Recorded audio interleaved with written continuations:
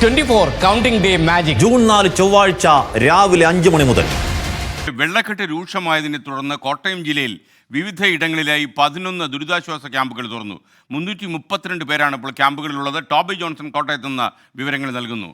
Toby, good morning. ദുരിതാശ്വാസ ക്യാമ്പുകൾ എപ്പോഴാണ് ഉണ്ടാക്കിയത്? ഇപ്പോൾ എന്താണ് ഈ ക്യാമ്പുകളുടെ അവസ്ഥ?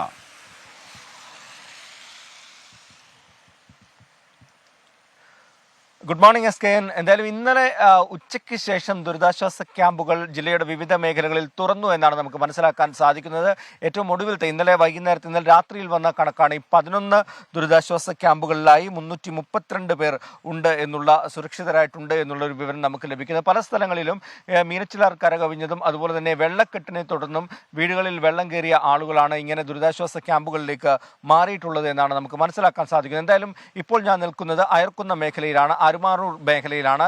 ഇവിടെയൊക്കെ ഇതുപോലെ വഴികളിലും മറ്റും വെള്ളം കയറിയിട്ടുണ്ട്. മീനച്ചിലാറിൻ്റെ തീരങ്ങളാണ്. ആ സ്ഥലങ്ങളിലെല്ലാം തന്നെ വെള്ളം കയറുന്ന ഒരു സാഹചര്യമുണ്ട്. ഇന്നലെ രാത്രിയിലൊക്കെ പാലാ ഭാഗത്ത് ശക്തമായ മഴയുണ്ടായിരുന്നു. തീക്കോയി മേഖലകളിൽ മഴയുണ്ടായിരുന്നു.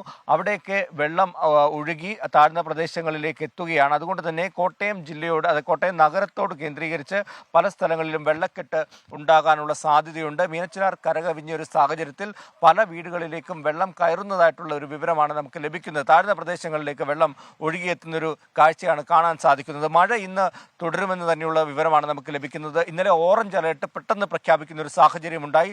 ഇന്നലെ റെഡ് അലേർട്ട് പെട്ടെന്ന് പ്രഖ്യാപിക്കുന്ന ഒരു സാഹചര്യമുണ്ടായി. ഇന്ന് ഓറഞ്ച് അലേർട്ടിലേക്കാണ് കാര്യങ്ങൾ എത്തിയിരിക്കുന്നത്. അതുകൊണ്ട് തന്നെ ജാഗ്രതാ നിർദ്ദേശം തുടരുകയാണ് എല്ലാ മേഖലകളിലും. മലയോര മേഖലകളിലേക്കുള്ള യാത്രയ്ക്ക് നിരോധനം ഏർപ്പെടുത്തിയിട്ടുണ്ട്. കാരണം ഇന്നലെ പല സ്ഥലങ്ങളിലും ഉരുൾപൊട്ടൽ ഉണ്ടായിട്ടുണ്ട്. അതുപോലെ തന്നെ മണിമലയാറ്റിലെയും ജലനിരപ്പ് ഉയർന്നിട്ടുണ്ട്. വിനോദസഞ്ചാര മേഖലകൾ, ഇല്ലിക്കക്കല്ല് പോലെയുള്ള സ്ഥലങ്ങളിൽ നിയന്ത്രണം കർശനമായിട്ട് ഏർപ്പെടുത്തിയിട്ടുണ്ട്. എന്തായാലും പല സ്ഥലങ്ങളിലും ഇതുപോലെ വെള്ളം കയറുന്ന ഒരു സാഹചര്യമാണ് ജില്ലയിൽ നിലവിലുള്ളത്. സുരക്ഷിതരായിട്ടിരിക്കാനുള്ള നിർദ്ദേശങ്ങളാണ് ജില്ലാ ഭരണകൂടം നൽകിയിട്ടുള്ളത്. ഇതിന് ഇനി ഏതെങ്കിലും സ്ഥലങ്ങളിൽ ആളുകൾക്ക് ദുരിതാശ്വാസ ക്യാമ്പുകളിലേക്ക് മാറണമെന്നുണ്ടെങ്കിൽ അതിനുള്ള നടപടികൾ സ്വീകരിക്കാനും പഞ്ചായത്തുകൾക്കടക്കം നിർദ്ദേശം നൽകിയിട്ടുമുണ്ട്. SKN. Thank you Toby Johnson. വിധി ദിനത്തിൽ 24 മാജിക് ജൂൺ 4 ചൊവ്വാഴ്ച രാവിലെ 5 മണി മുതൽ 24-ൽ.